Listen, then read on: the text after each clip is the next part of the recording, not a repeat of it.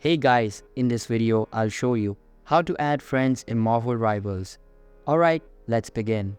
First, launch Marvel Rivals on your computer or gaming console. You'll land on the Marvel Rivals home screen. Step 2 is to click the friends icon in the top right corner of the screen. A menu opens. Step 3, enter the Marvel Rivals username of the user you want to add as a friend in the Enter Here field at the top of this menu, and then click Search.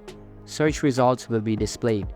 Step 4, find the specific user you want to add in these search results, and then click the Add Friend icon associated with that user. A friend request will be sent to that user. After that user accepts your friend request, you'll see them in your Marvel Rivals friend list, where you'll be able to easily invite them to join your games.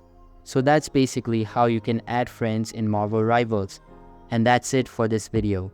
If you find this helpful, consider subscribing and giving this a big thumbs up. Thanks.